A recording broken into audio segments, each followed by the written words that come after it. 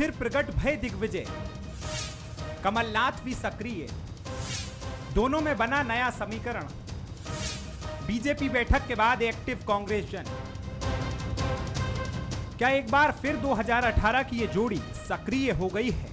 क्या एक बार फिर इस पुरानी जोड़ी ने रणनीति बनाई है? और क्या एक बार फिर नया समीकरण बनने जा रहा है? इन सारे सवालों के जवाब आपको इस रिपोर्ट में मिल जाएंगे। लेकिन पहले जान लीजिए कि क्लब हाउस चैट वायरल मामले को लेकर पूर्व सीएम और राज्यसभा सांसद दिग्विजय सिंह ने राज्य साइबर सेल में शिकायत दर्ज कराने के बाद क्या कहा।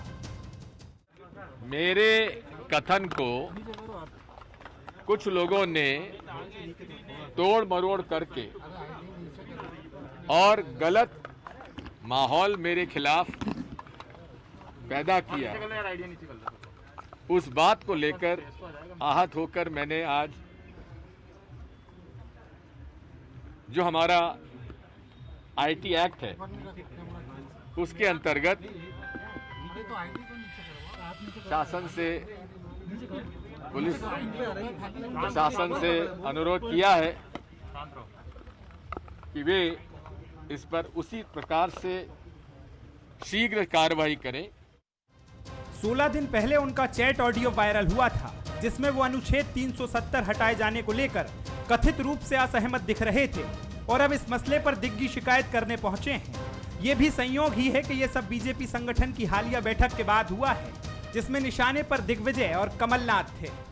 दिग्विजय सिंह जी एक लंबे समय से चर्चा में रहने के लिए ऐसे साइबर सेल में जाते रहे हैं।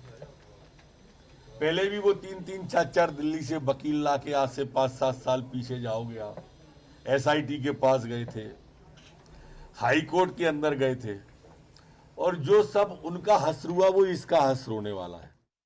उधर दिल्ली में कमलनाथ भी एक्टिव हैं। वो राजस्थान और पंजाब में कांग्रेस के समन्वय को ठीक करने में लगे हैं, तो मध्य प्रदेश में पार्टी के पुनर्गठन का प्रारूप भी तैयार कर रहे हैं। कुछ परिवर्तन तो है, मतलब कांग्रेस कमेटी का पुनर्गठन तो है ही, साथ में 8-10 जिला कांग्रेस कमेटी के अध्यक्षों को बदलना है, महिला कांग्रेस अध्यक्ष प्रदेश की उसकी नियुक्ति होना है, NSUI के प्रदेश अध्यक्ष की नियुक्ति होना है, अल्पसंख्यक विभाग के अध्यक्ष की पुनर्गठन होकर नियुक्ति होना। तो उस संगठन में एक व्यापक फेरबदल और नई नियुक्तियों का संभावना है बहुत जल्दी, 15 दिन में। जानकारों की माने तो जिस तरह से बीजेपी की बैठक में कांग्रेस को लेकर रणनीति बनी है उस पर कांग्रेस भी अलर्ट हो गई है। 2018 की पुरानी जोड़ी फिर सक्रिय हो गई है।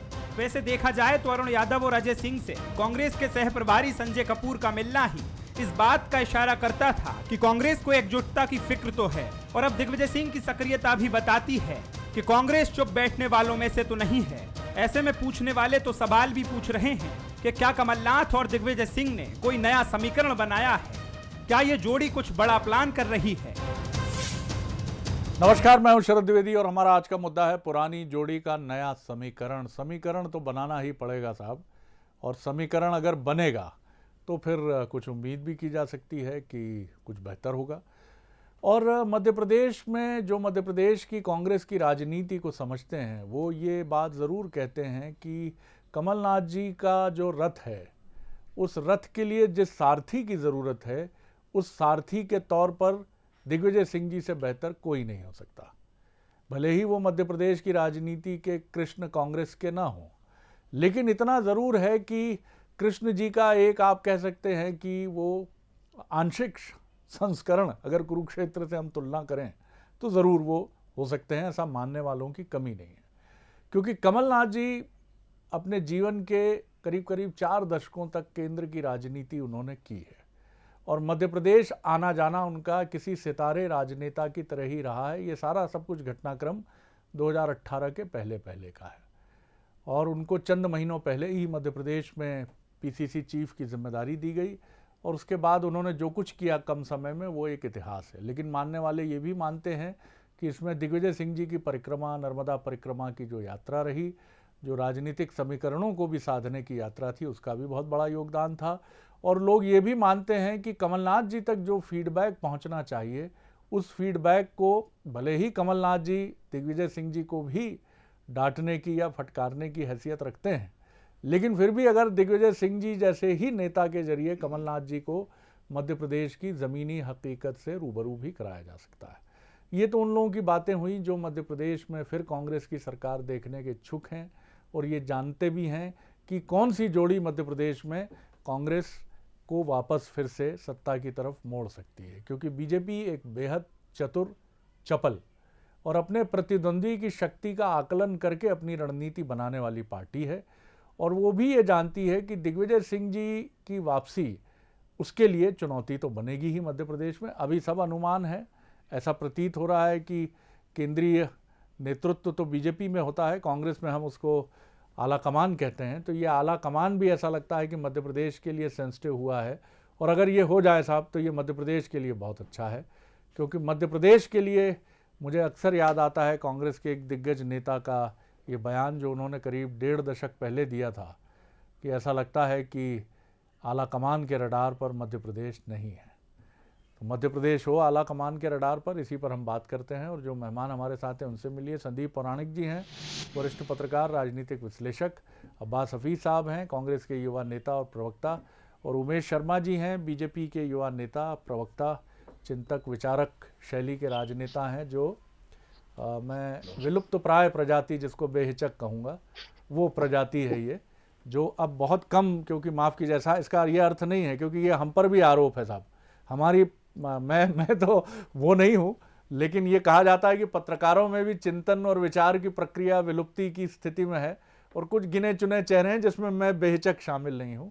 तो चलिए खैर ये तो विषय से अलग हटने की बात है। सबसे पहले संदीप जी की एक छोटी टिप्पणी, फिर उसके बाद हम आगे बढ़ते हैं। संदीप जी, किस तरह आप देखते हैं, क्या ये जोड़ी लौटेगी तभी उद्धार हो सकता है और क्या उसके संकेत मिल रहे हैं? शरद जी, दोनों बुजुर्ग नेता हैं लेकिन उनकी राजनीति हमेशा जवान रहती है, ये मान के चलिए आप। कांग्रेस में जब भी ऊर्जा की जरूरत पड़ती है, ये दो बुजुर्ग ऐसे नेता हैं जो मौके बेमौके पर कांग्रेस में एक नई जान फूंकने की कोशिश करते हैं। हम 2018 की बात करते हैं तो 2018 में इन दो नेताओं के साथ एक और बड़ा चेहरा था, वो ज्योतिरादित्य सिंधिया, वो नदारद हैं। अब इन दो नेताओं की जोड़ी कितनी आगे बढ़ पाती है ये आने वाला समय तय करेगा। लेकिन ये बात सही है कि अगर दोनों नेता बहुत सक्रिय होते हैं और उनकी, अभी कमलनाथ जी की जो बात है तो कमलनाथ जी की मध्य प्रदेश के बाहर की सक्रियता है, दिग्विजय सिंह की मध्य प्रदेश के अंदर सक्रियता है, दोनों की अगर राज्य के अंदर सक्रियता होती है तो मुझे ऐसा लगता है कि कांग्रेस मध्य प्रदेश में एक अच्छा विपक्ष बन सकती है और आने वाले चुनाव में एक बेहतर मुकाबला कर सकती है बीजेपी का। ये कांग्रेस के लिए सुखद होगा, बशर्ते दोनों नेताओं के समर्थक और दोनों नेता पूरे जोश के साथ कांग्रेस को खड़ा करने में जुट जाएं, ये शर्त जरूर है। हफीज साहब, आपकी टिप्पणी। देखिए शरद जी, मुझे लगता है कि ये तो हमेशा की है, कांग्रेस परिवार के अंदर हर एक व्यक्ति सब एकजुट होकर एक जोड़ी के समान ही है और पूरी कांग्रेस ही एक जोड़ी है जो निरंतर जनता के हित के लिए लड़ाई लड़ी है। 15 साल भी लड़े थे और उसके बाद अभी भी जनता के हित के लिए बहुत सारे मुद्दे उठाए, जिसके लिए कभी देशद्रोही कहलाए हम, कभी राष्ट्रद्रोही कहलाए, कभी सरकार के खिलाफ प्रोपेगेंडा करने वाले कहलाए। लेकिन आखिर के अंदर सरकार ने भी जनता ने भी उन बातों को देखा और जनता को भी समझ में आया। 2018 के अंदर जनता ने हमको ये जनादेश सौंपा, जिसको बाद में हत्या लिया गया, वो एक अलग विषय है। दिग्विजय सिंह जी, जब से मैं समझता हूँ, आपने तो मुझसे ज़्यादा उनको देखा है, दिग्विजय सिंह जी हों, दूसरे नेता हों, वो भी, दिग्विजय सिंह जी खासतौर पर के निरंतर अथक प्रयास जो चलते रहते हैं जनता के हित के लिए, एक ऐसे नेता जिनकी कोई निजी फ़ायदे की कोई वो नहीं हो, लेकिन हाँ जनता का फ़ायदा होता रहे, आधी रात तक भी अगर मिलना हो तो लोगों की परेशानियां सुनना, तो ये सारी चीज़ें शुरू से हैं। इसीलिए भारतीय जनता पार्टी बहुत हमलावर भी उनके ऊपर होती है, किसी तरह से उनका जो डर है वो भाजपा को सताता है। और कमलनाथ जी तो सभी जानते हैं सीजन पॉलिटिशियन हैं, अरुण यादव जी हों, अजय सिंह जी हों, तमाम लोग हों, आज यहाँ पर सब लोग एकजुट होकर सत्ता के लिए नहीं बल्कि जनता के हित के लिए हमेशा की तरह से एकजुट ही हैं। आज अगर उस नज़रिए से देखा जा रहा है तो मुझे लगता है कि वो बात अलग है, लेकिन इसमें कोई नई बात नहीं है। ये तो हमेशा से ही एग्रेसिव भी रहे, जनता के हित के लिए सबने काम भी किया। चलिए उमेश जी, आप किस तरह देखते हैं? हालांकि विषय आपकी पार्टी का नहीं है, आप किनारे बैठकर एक टिप्पणीकार की भूमिका में हैं, लेकिन आपकी जिस पार्टी में सबसे ज़्यादा दिलचस्पी रहती है बीजेपी की, उस पार्टी से जुड़ा मसला है, तो भला आप चुप कैसे रह सकते हैं? जी बोलिए। शरद जी, मुझे दो बातें बड़ी लुभाती हैं आपके इस टॉक शो की। एक तो जो आप प्रारंभ का कथन करते वो, और जिस तरह से आप समारोह करते हैं वो, और मैं अक्सर ये प्रयास करता हूं कि आपके प्रारंभ के कथन से कुछ सीख ले पाऊं। एक आपने दृष्टांत सुनाया है या उदाहरण दिया है कुरुक्षेत्र का, जी। तो मैं आपकी बात से सहमत हूं कि कमलनाथ जी के सारथी की भूमिका में निश्चित रूप से दिग्विजय सिंह जी ही फिट बैठते हैं, क्योंकि कर्ण के सारथी की भूमिका भी सल्यमामा को दी गई थी जी। और इसी तरह के सारथी दिग्विजय सिंह जी हैं। जैसे सल्यमामा कर्ण को हतोत्साहित करते रहते थे और उनका मनोबल गिराते रहते थे, दिग्विजय सिंह जी की खूबी यही है कि वे जिस भी रथ के सारथी बनते हैं उसका जो रथी होता है उसका मनोबल पूरी तरह चकनाचूर करते हैं। बहुत संक्षिप्त में करूंगा शरद जी। दूसरी बात, एक बड़ा अच्छा आज आपने, मुझे लग रहा है कि इस टॉक शो का मुद्दा बड़ा अच्छा रखा है कि पुरानी जोड़ी। तो मुझे लग रहा है कि तो राम मिलाई जोड़ी है, एक अंधा एक कोढ़ी है। लंगड़े को भी मेले में जाना होता है, अंधे को भी मेले में जाना होता है। बाल भारती में बचपन से पढ़ते थे और अंधा देख नहीं पाता था, लंगड़ा चल नहीं पाता था। मेले का आनंद दोनों को प्राप्त हो, तो ये आवश्यकता होती है कि दोनों एक दूसरे के सहयात्री बनकर वहां तक पहुंचे। पर दिग्विजय सिंह जी की कठिनाई ये है कि वे कंधे से कंधा मिलाकर चलने का उपक्रम दिखाते जरूर है, पर जब भी कदम से कदम मिलाकर चलने की बात होती है तो वो टंगड़ी मारने में मास्टर है। आप उनका राजनीतिक इतिहास देख लीजिए। जिस समय अविभाजित मध्य प्रदेश में कमलनाथ जी की मदद से वे मुख्यमंत्री बने थे, उस समय तो बहुत कदावर नेता मध्य प्रदेश में थे। विद्याचरण जी थे, श्यामाचरण जी थे, मोतीलाल वोरा जी थे, माधवराव सिंधिया जी का भी नाम था। दिग्विजय सिंह जी के राजनीतिक गुरु अर्जुन सिंह जी तो सुभाष यादव जी को पसंद कर रहे थे। उस समय जो कमलनाथ जी ने इनके ऊपर एक ऋण चढ़ा दिया था, नरसिंहा राव जी को आग्रह करके कमलनाथ जी ने जो दिग्विजय सिंह जी को कमान दिलाई थी, तो मुझे लग रहा है कि उस ऋण का चुकारा दिग्विजय सिंह जी ने एक बार कर दिया है। अब दिग्विजय सिंह जी की कठिनाई यह है कि वो जोड़ीदार के रूप में काम नहीं कर सकते, वो जागीरदार के रूप में काम करने की आदत है उनकी।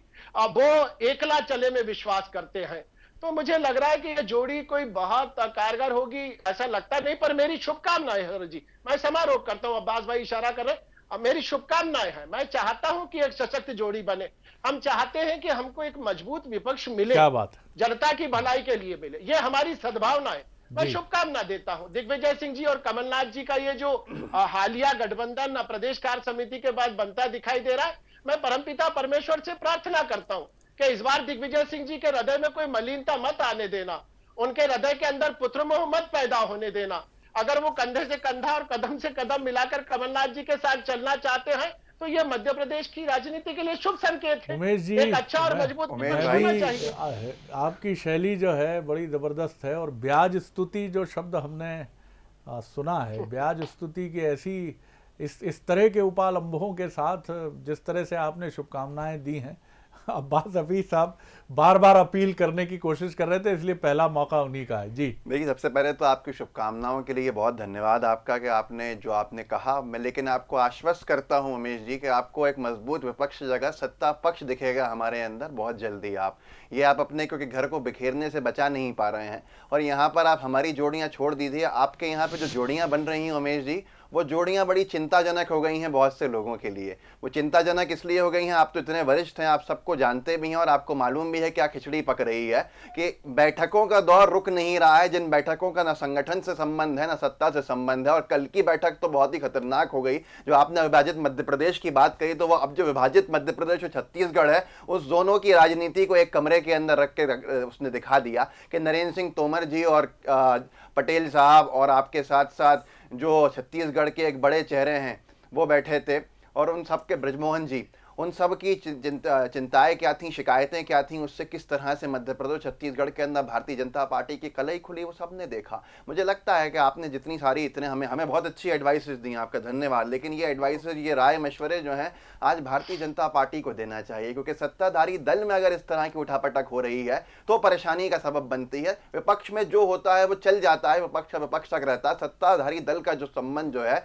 वो जनता के हित के कामों से होता है, वो हो नहीं पाते, जो हो नहीं रहे हैं।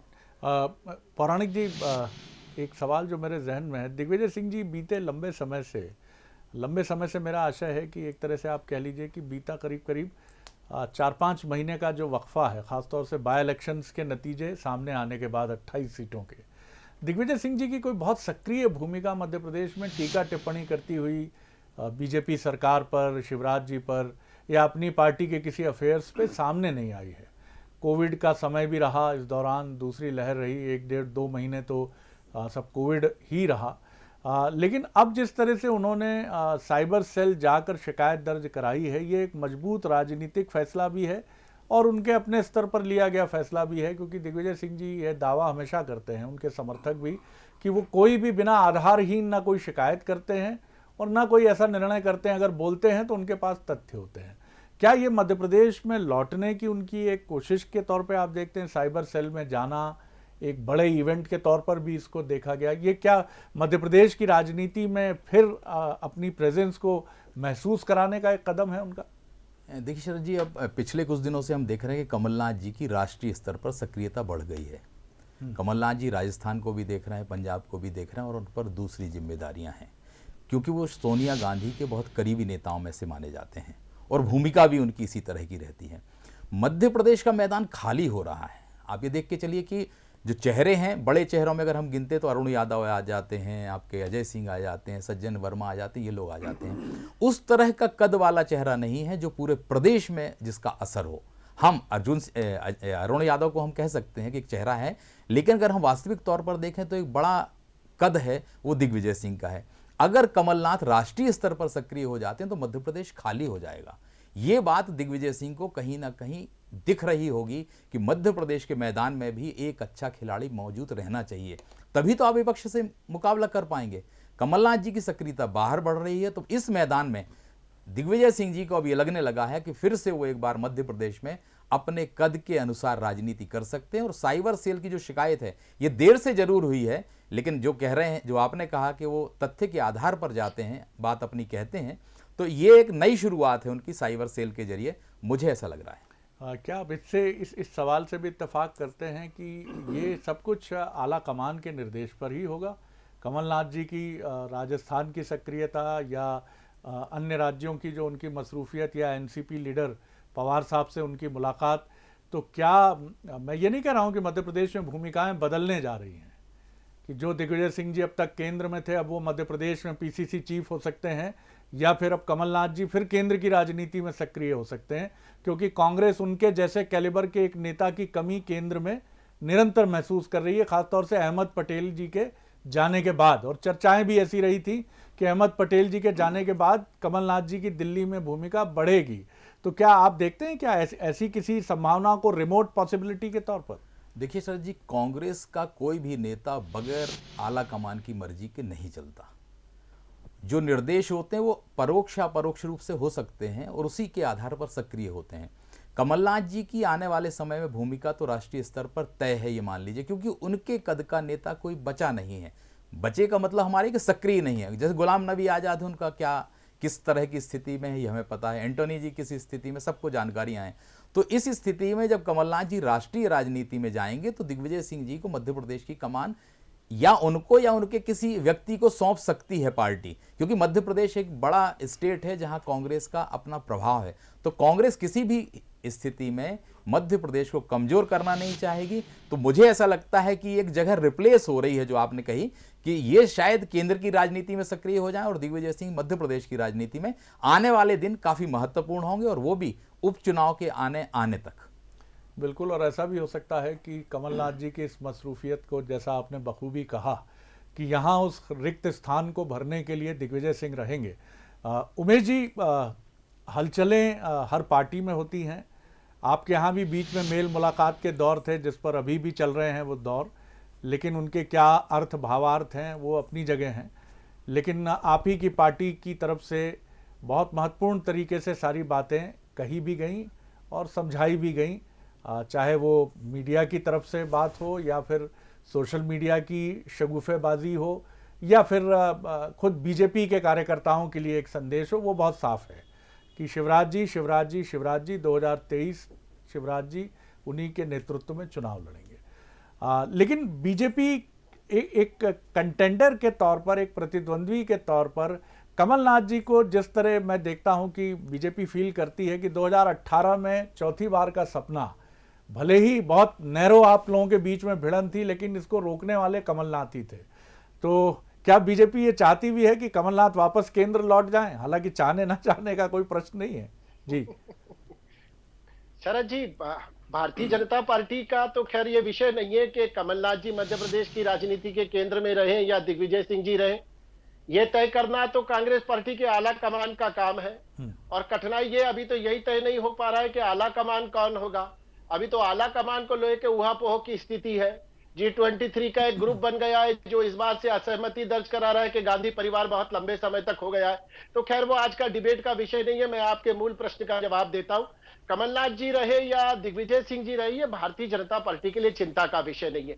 जो आपने एक बात कही थी कि शिवराज जी और केवल शिवराज जी, निश्चित रूप से शरद जी, भारतीय जनता पार्टी चूंकि एक व्यक्ति आधारित राजनीतिक संगठन कभी रहा ही नहीं है। हम एक विचार आधारित राजनीतिक संगठन है और विचार आधारित राजनीतिक संगठन में व्यक्ति का चेहरा कौन सा होगा ये संगठन तय करता है। और निर्विवाद रूप से शिवराज जी हमारे नेता हैं, हम उनके नेतृत्व में काम कर रहे हैं और जबरदस्त काम कर रहे हैं। अब दिग्विजय सिंह जी को तो मेरी उनका मुझ पर बड़ा कृपा रही है। जब वे मध्य प्रदेश के मुख्यमंत्री थे शरद जी और मैं युवा मोर्चा इंदौर का अध्यक्ष था, उन्होंने मुझे बहुत प्यार पूर्वक, आपको आश्चर्य होगा कि 33 मुकदमे सौंपे थे और लाठियों का हिसाब तो बेहिसाब है, 50-52 जेल यात्रा उन्होंने दी थी। तो उनका तो मुझ पर हमेशा अतिशय स्नेह रहा है और मैं उनको हमेशा पार्टी में भी कहता हूं हास प्रयास में कि वो भारतीय जनता पार्टी के शुभंकर है।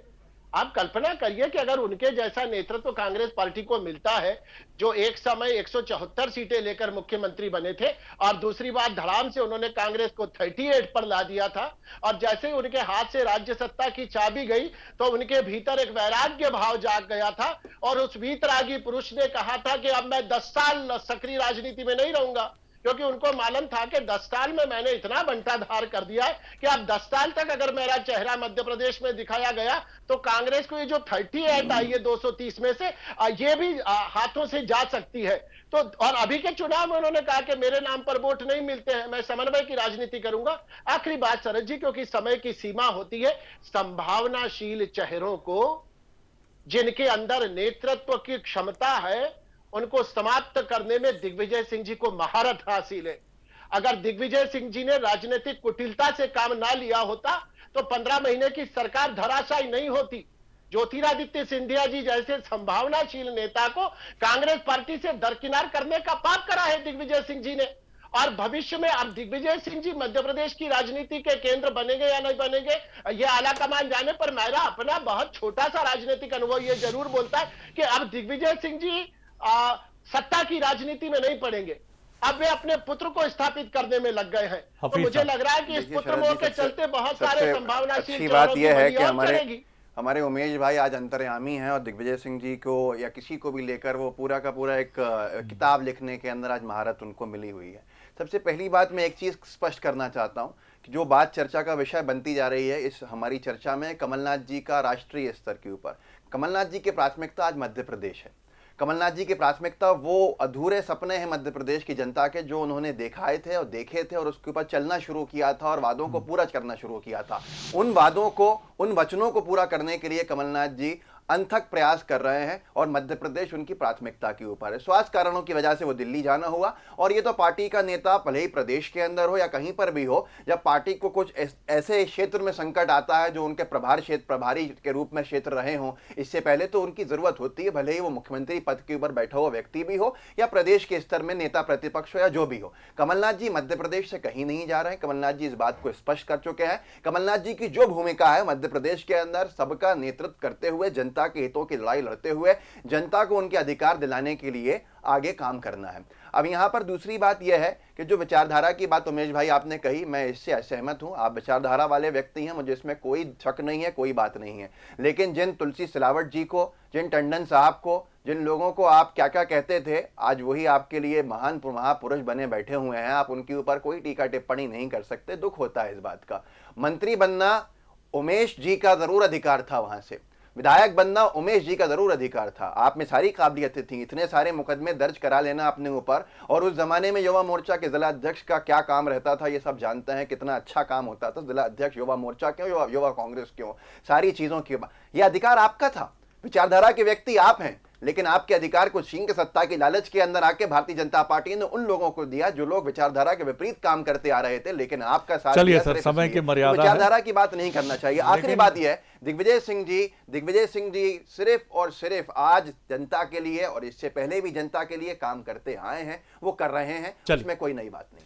लेकिन आप दोनों की तकरीर साहब मैं मुग्ध होकर सुन रहा था, और माफ़ कीजिए मैं हल्का नहीं कर रहा हूं क्योंकि थोड़ा फिल्मी टाइप का व्यक्ति हूं, तो सलीम जावेदी याद आए मुझे, और मुझे लगा शशि कपूर और अमिताभ बच्चन के बीच चल रहा है कि पहले उस आदमी का साइन लेकर आओ जिसने, ये क्या कमाल की बात हुई है सर। और इस दौर में जब लोग कहते हैं कि स्तरीय बातें, स्तरीय ढंग से बातें कहना, मैं श्रोता भी था सर, मैं जरूर मॉडरेट कर रहा हूं इस डिबेट को, लेकिन मैं श्रोता भी रहा, और ये तकरीर सुनकर मुझे आप दोनों की, जिसमें कहीं हल्कापन नहीं था, कुछ लोग देख सकते हैं उसमें हल्कापन, वो देखें, ये उनका भी अधिकार है, हम डेमोक्रेसी में हैं, लेकिन मज़ा आया सर, बहुत अच्छा लगा। ईश्वर करे कि आप दोनों के राजनीतिक उज्जवल भविष्य की मैं कामना करता हूं, और आपकी पार्टियों के भी उज्जवल भविष्य की कामना करता हूं। बस एक ही अंतर है कि वही 5 एक वृद्ध और लकड़ियों के गट्ठर वाली कहानी है। बीजेपी में भी लकड़ियां छटपटाती हैं अलग होने के लिए, छिटकती हैं, चली भी जाती हैं, लेकिन पता नहीं क्यों बुजुर्ग की कहानी में क्या सच्चाई है। और ये बुजुर्ग है कौन? राष्ट्रीय स्वयंसेवक संघ है या बीजेपी के निष्कामी संगठन पुरुष हैं जो कहते हैं कि लकड़ियों का गट्ठर बांधो, नहीं तो रह नहीं पाओगे एक साथ। और कांग्रेस में ये लकड़ियां कुछ ज़्यादा स्वतंत्र हैं, ज़्यादा आंदोलित हैं, और ये कहती हैं हम अकेले रहकर भी कुछ कर गुजरेंगे। अब क्या कर गुजरेंगे सर, ये वक्त बताएगा। बहुत धन्यवाद उमेश जी, धन्यवाद हफीज साहब, और धन्यवाद संदीप पौराणिक जी, नमस्कार।